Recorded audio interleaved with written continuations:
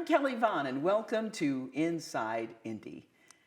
We have a very special guest in our studio today. He is from the Congo, a refugee from the Congo, and he has a phenomenal story. And with there being so much information in the news today about refugees and immigrants, he has a story to tell you. And I want to go ahead and introduce you to him. He is Pastor Emmanuel Masinga. Welcome to Inside Indy. Thank you so much. Your church is here in Indianapolis. Yes. And the name of it, tell everybody. It's the Grace Tabernacle Ministries. All right, Grace Tabernacle Ministries. Yes. And now when I say in one sentence you're a refugee from the Congo, and in another breath we're saying you're a pastor, Yes. which means you have made tremendous strides while here in the country. But before we talk about your ministry, tell us about you, where you're from, home, and how you ended up here in these United States of America. Yes, it's a long story, but I'll make short. By nationality, I come from Republic Democratic of Congo. That is my mother country, and I love it, but I'm no longer there. And in 1999, I get shot, but the war broke up in 96. We grown up in a village, and the civil war going around. Sometimes we pass night in the bush, another day we're at home, and the civil war keep going like that. In 99, I get shot my left leg, and that time, and my daddy came, took me to another country in Rwanda, and from where I get shot to Rwanda, it took 145 miles, and they put me in a truck. 10 days, I have never seen a doctor. And when I get in Rwanda, that's time the Rwanda was come from a genocide. There was a lot of doctors volunteer there. I meet one doctor from Germany. His name is Jonas Bikov. He's the one who saved my leg. And since that time, I have never go back to my country. I become a refugee in Rwanda. I'm from Rwanda to Kenya, and Kenya to United States. Wow. Let's talk about the leg injury. What, you were shot? Yes, I've been shot. By whom? And when... Militian. There's a militian. In Congo, the government is corrupt. The government have a militia, they fight, and the community fight. That means there's a lot of guns everywhere, and the people, they are fighting. That's time there was a lot of civil war going around. That's the time I get shot. Okay. So at the time you were shot, did you think you would die? Yes. I was with my colleagues, my other classmates, other village boys. They died. I was laying here, and the couple around me, there was a couple bodies died. So how did you survive? Yes, I would think I'm already dead, and the blood was everywhere.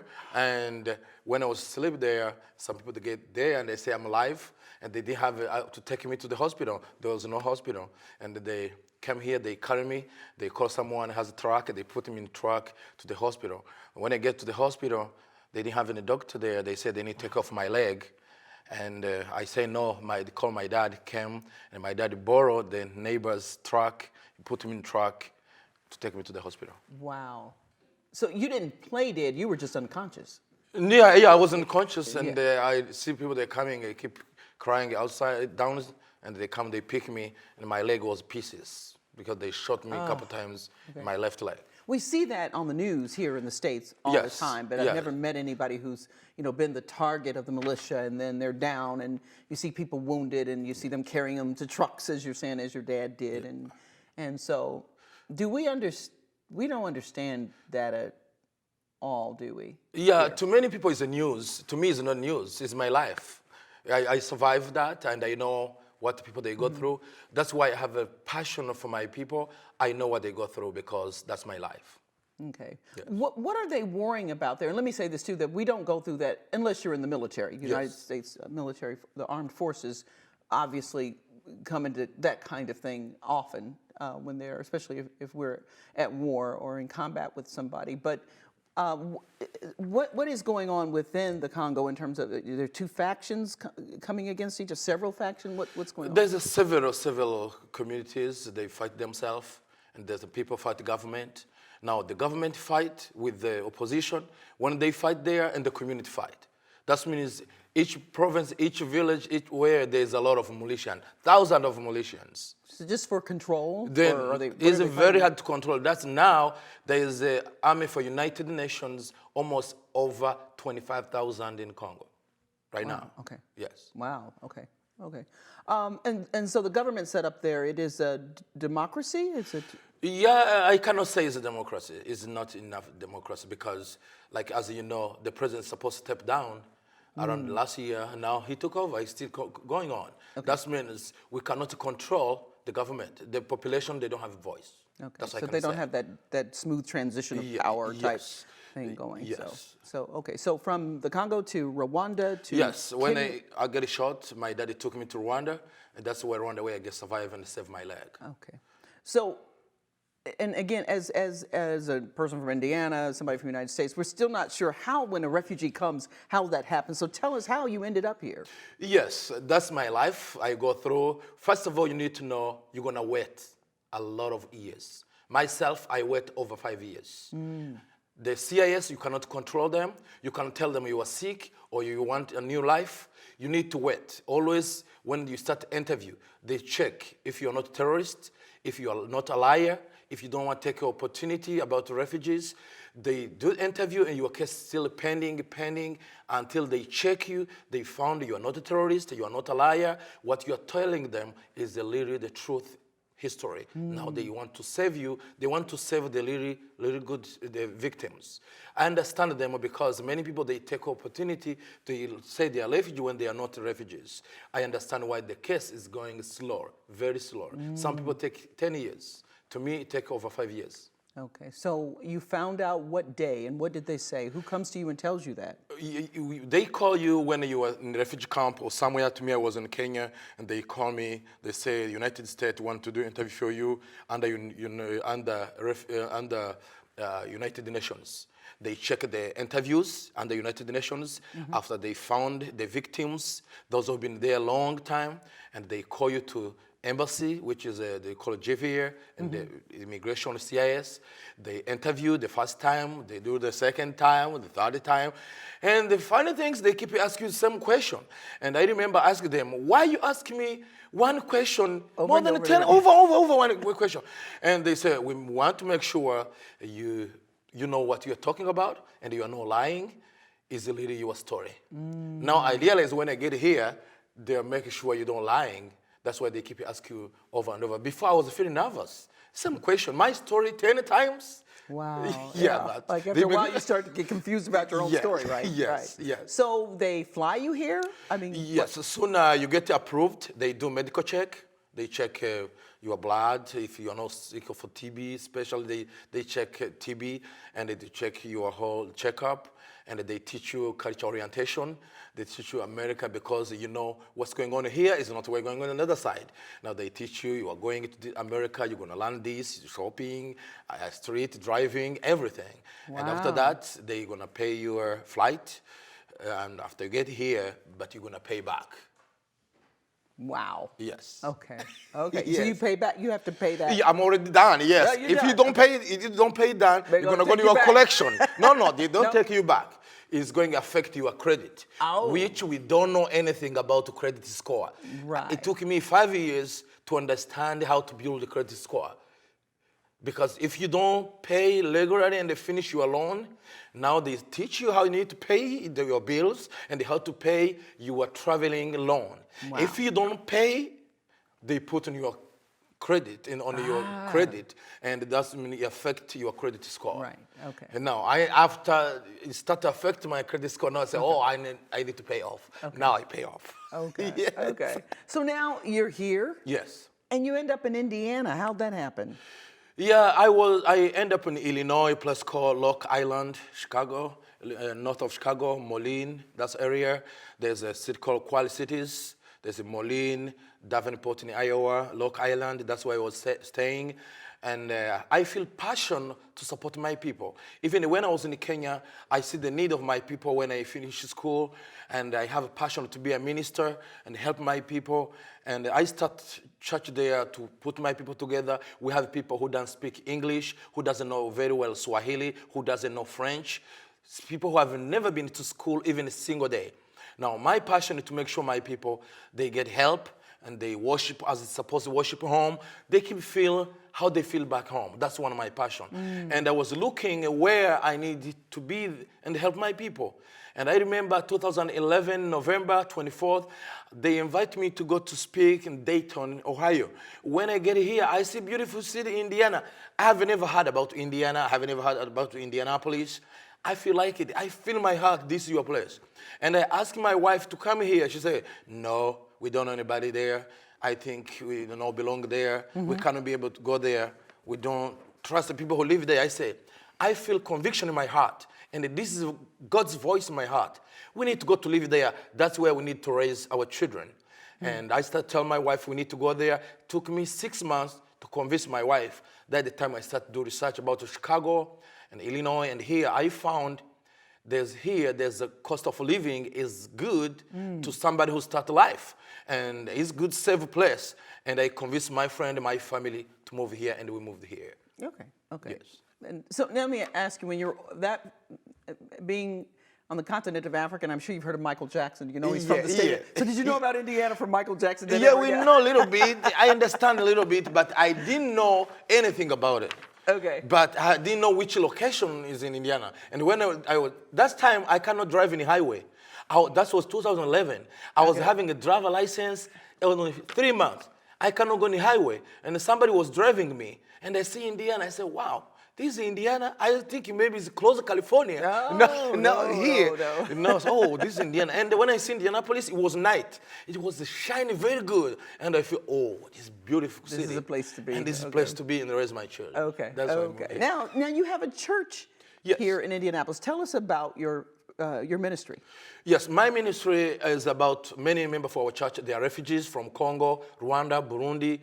We speak a similar language, and we come together, and sometimes we teach in Swahili, and sometimes I teach English. I have interpreters there, and we put them together. Yes, we don't have a master's degree in counseling, but we know what we go through, and we know what our people go through. You can go there, help them, but I know how you're going to handle the issue they have, and I know how you're going to help them. And the many members of our church, we worship as we're supposed to worship home. When we go to American churches, we are some Christian, but we have a kind of different worship. When American people, they are singing, we feel boring. We like dancing, jumping, putting hands. But when you go to America, yes, they worship. We feel good. They are worshiping God. Okay. But we worship different. And the second, we have older people who move here, who want to worship as they're supposed to worship home. If they go to American church, they don't understand English. Now we make sure they understand the Word of God as it's supposed to. So we're going to talk a little bit more about your journey and the others who have come after you. Yes.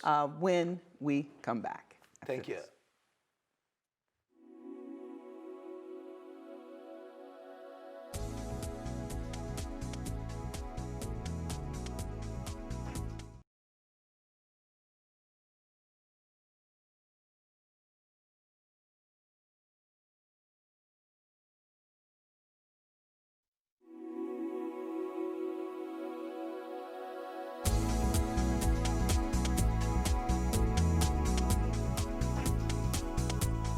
Grace started as a vision, a hope, a passion to bring wholeness and healing to a war-torn people. Emmanuel Musinga was born in Congo, Africa in 1977, in a small village without a grocery store, in a home without electricity or running water, in a community without a hospital. His mother gave birth to him in the bush while collecting firewood for her family. As a young person, Emmanuel went to school every other year, taking turns with his siblings, so all would have the chance to receive some education. School was expensive for a farming family, but Emmanuel's parents encouraged their 9 children to work hard in school, knowing an education could open doors to a better future. In 1996, a civil war broke out that caused great suffering to Emmanuel and his people. A year later, at the age of 20, Emmanuel was caught in the crossfire and shot twice in the leg. Amputation was the easiest treatment, but at his father's insistence, he was placed on the bed of a truck enduring a 7-day journey to a hospital in nearby Rwanda where the doctors were able to save his leg. After Emmanuel's father passed, Emmanuel was responsible to bring in an income for the family. Jobs were scarce, so Emmanuel would carry groceries, clean and cook in homes, whatever it took to put food on the table. However, many nights they all went to bed with hunger pangs. Ultimately, Emmanuel and his family fled to a refugee camp in Kenya. There, Emmanuel earned a high school diploma, desiring to become a lawyer in order to bring justice to people in Congo. He was compelled to make a difference and saw learning English as a direct route out of poverty. Emmanuel's English class was a 2-hour walk one way. During this time, Emmanuel attended a church in which his inner struggles came face to face with the words of Jesus. Up to this point, Emmanuel carried anger towards the enemy that hurt him, tore his family apart, forced him to leave his country, his belongings, and his livelihood.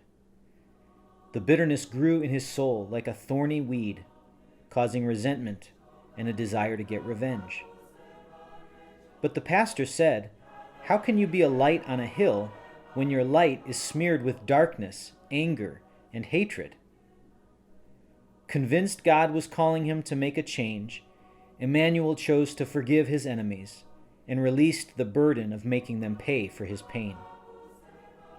This radical reversal in Emmanuel's mind freed him to begin thinking about how he might serve his people. His eyes were opened to the needs all around him. He began dreaming of a new calling, of creating a place in which refugees could find physical, emotional, and spiritual healing. In order to further his training, Emmanuel attended and graduated from Outreach Bible College with a degree in theology. He also met and married a fellow refugee named Clementine. In 2010, while awaiting asylum through the United Nations, Emmanuel started a church in Kenya for Congolese refugees. The church was called Grace Tabernacle Ministry. They began with 7 people, and a year later they had 50 members.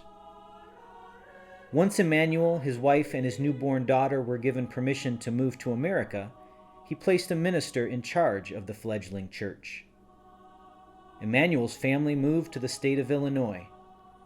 The Grace Tabernacle Ministry in Kenya has since grown to 1,000 members.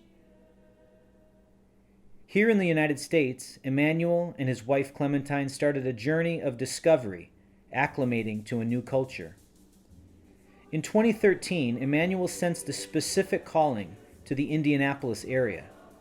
So after months of prayer, Emmanuel and his family moved. When he arrived, there were no Congolese refugees. The local aid organizations even questioned why he would come. But he knew he was called. He said, "God will bring them." And since that day, over 6 years ago, the Central African refugee community has grown to over 1,000 persons. Emmanuel's heart continued to beat strong for his people, so he implemented the vision of Grace Tabernacle Ministries here in Indianapolis. Currently, Emmanuel's church serves over 100 people on a weekly basis in the Indianapolis area. It is a lifeline for resettled refugees who have been displaced, abused, and war-torn and are now in a country that doesn't speak their language. Emmanuel is not only their minister, but their counselor, their teacher on American culture, their support in crises, their advocate, their translator, their job coach, their financial advisor, their wedding planner, funeral director, and the list goes on. Grace Tabernacle Ministry needs your financial support. Emmanuel is seeking to build a network of persons committed to making an impact in the lives of refugees. He has worked various jobs to provide for his family and needs the gift of time and resources to make GTM a thriving organization. Would you consider supporting Grace Tabernacle Ministries on a monthly basis?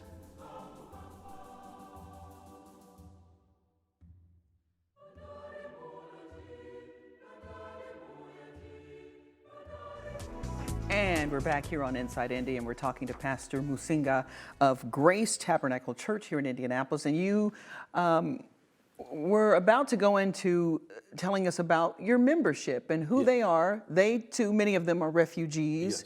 And what life is like for them here as new arrivals to the United States. Yes, first of all, our church is welcome everyone, but many members, they are refugees, but anyone is allowed to join us and to worship with us. That's we open for everyone. But when they get here, the life, first of all, you get shocked. First of all, the weather, the street, houses, and shopping. There's funny things they do because of the culture, but the first things is the culture shock. Yes, yes. But the good things about them, everyone is a very hard worker. They work hard to make sure they support their families.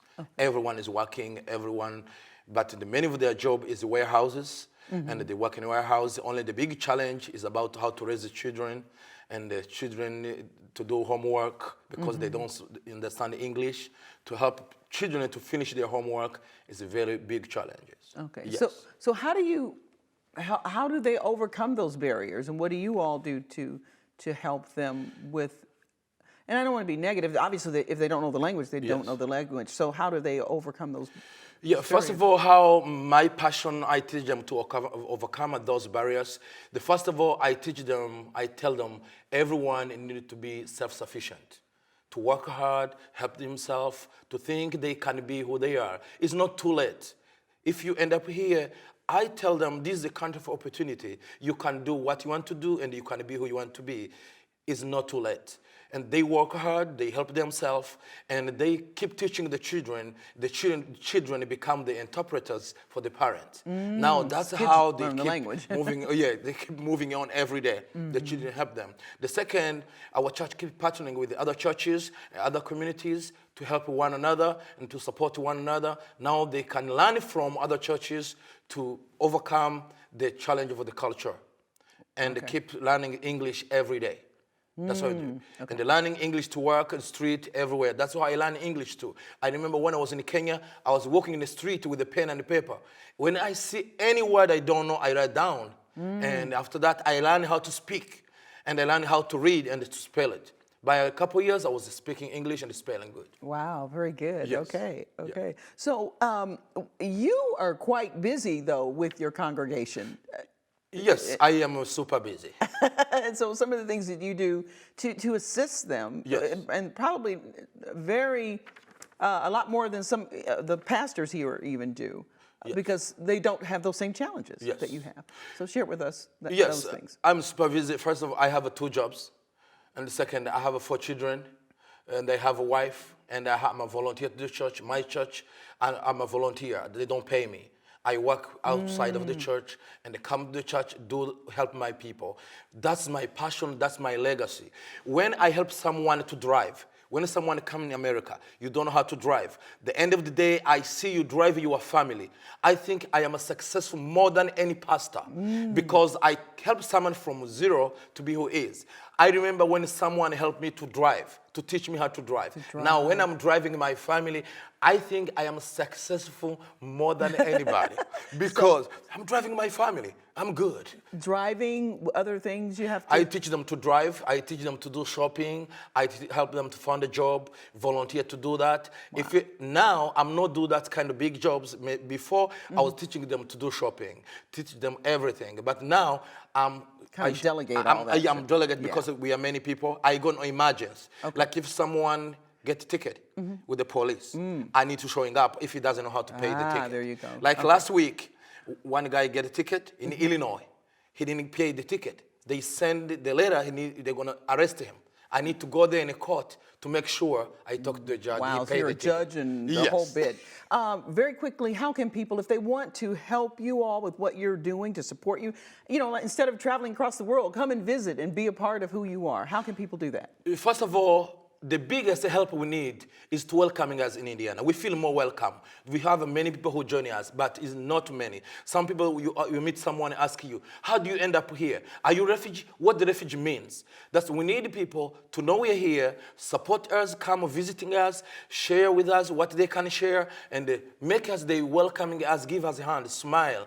We are working, we are helping one another. We join the community. We need people to join us, to show us love and welcoming us. Okay, and so they can give you a call, phone number? They can give me my call to 317-531-9451. Okay, or Grace. Tabernacle Ministries. Okay, it's on the screen. So thank you so much, Pastor Musinga, for joining us here on Inside Indiana. It's taking us Thank you so on much. your journey. I love Indiana so much. This is my home. We appreciate that. Thank you so much. much. And thank Yeah. you for joining us. Thank you so much. I'm your host, Kelly Vaughn. We'll see you next time. Bye-bye.